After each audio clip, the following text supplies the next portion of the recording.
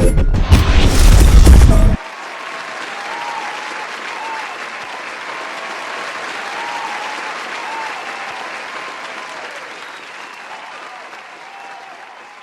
subconscious mind is so powerful.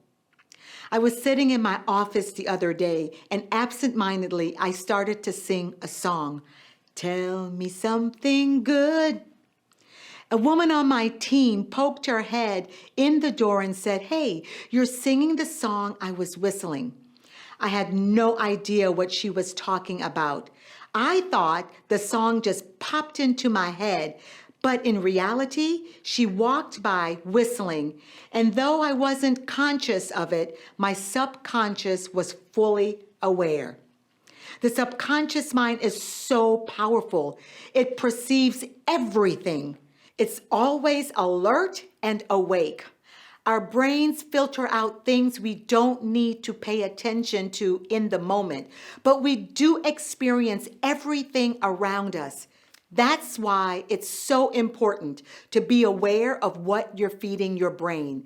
Everything you see, hear, watch, and read makes an impression. That impression is long-lasting and can drive you places you may not want to go. Have you ever sat behind the wheel of your car, buckled up, pressed gas, and made a wrong turn in your own neighborhood because your mind was on autopilot? You were supposed to go to the grocery store to get some eggs, but your subconscious mind decided to drive you to work on your day off. That's the power of muscle memory, and we forget that our brains are powerful muscles. The repeated action of making a left, right, left, and parking at work makes an indelible mark in your memory because of the frequency of your rush hour trips to the office. That's why the repeated negative thoughts in your brain can take you places where, you ask? They will drive you insane. You're not good enough. You're too fat. They'll never pick you for the promotion.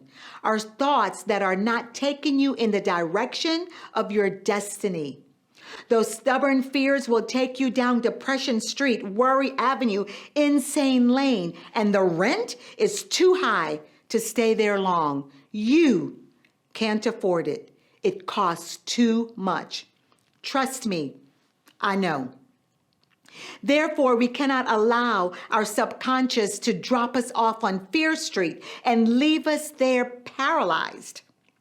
Don't settle for driving absent-mindedly down the path of your fears. Let me be your Uber. I'm going to give you a lift somewhere greater today. You with me? If you spend a lot of time immersed with negative news, negative people, or dwelling on negative experiences, even those experiences from when you were a child, it will color the way you perceive the world and yourself for a lifetime. Research done by the National Science Foundation says that each of us have 12,000 to 60,000 thoughts per day. Out of those daily thoughts, 80% are negative and 95% are repetitive. So my question to you is, what are you thinking about? Is there a repetitive negative conversation going on in your head? Have those conversations subconsciously influenced you? Maybe they have already altered the direction of your life. Do you like where you're headed? Those statistics suggest that our minds are overly fueled with repetitious negativity. Then how can we live a life infused with more frequent positive thoughts and beliefs, regardless of what research and statistics say? Several years ago, a study was done by Harvard psychologist Ellen Langer called the Counterclockwise Study. She took several 75-year-old men, ran various tests to include medical, IQ, and flexibility, and took pictures. She invited them to a 1-week retreat where she told them they were 25 years younger. She created an environment that was 25 years earlier, and for 7 days, she had them live as if they were 50 years old.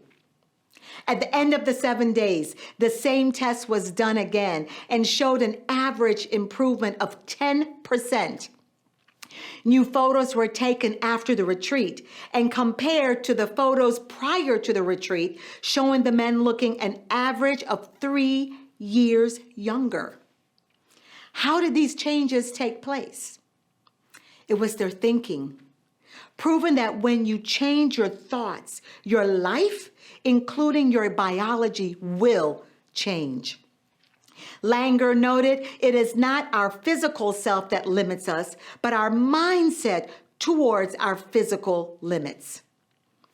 I am an early childhood educator, and I have spent 30 plus years working with children and their families. What I have found is parents who yell at their children make them feel inadequate.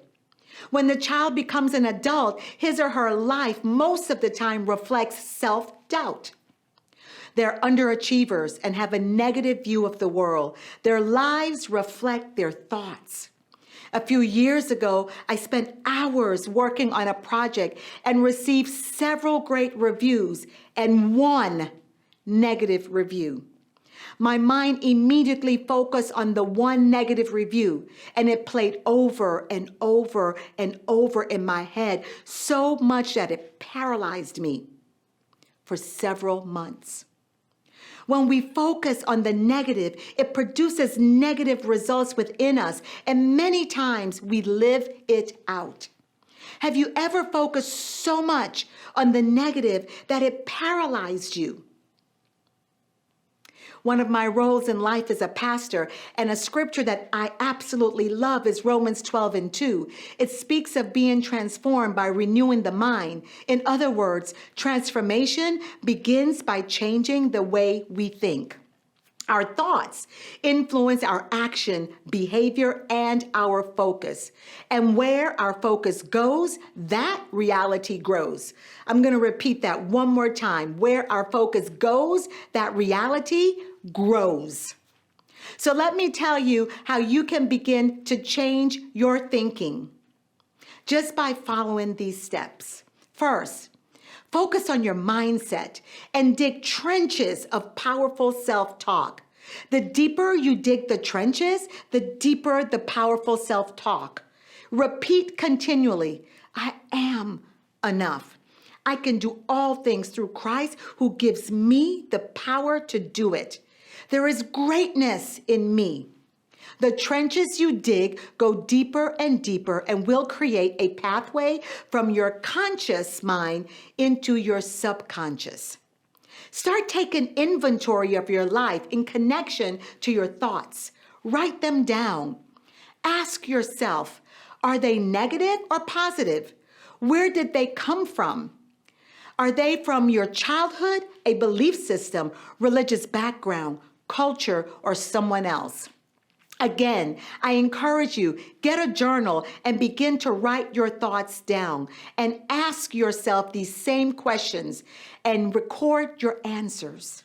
Second, change your focus. Instead of focusing on the negative or past experiences, focus on forward thinking, which leads to forward moving action. Shift your mind like you shift your car from reverse and drive forward. No longer allow your thoughts to pull you in the wrong direction. And third, practice reframing your thoughts every day by feeding your mind with positive, powerful stimuli and consciously looking for the good around you, even when negativity whispers quietly in your ear. Press stop on the negativity and press play on the positive thoughts. Fourth, you must begin to see the glass half full instead of half empty. And last but not least, you must set non-negotiable standards, black and white rules that you will not allow to be broken by you or anyone else.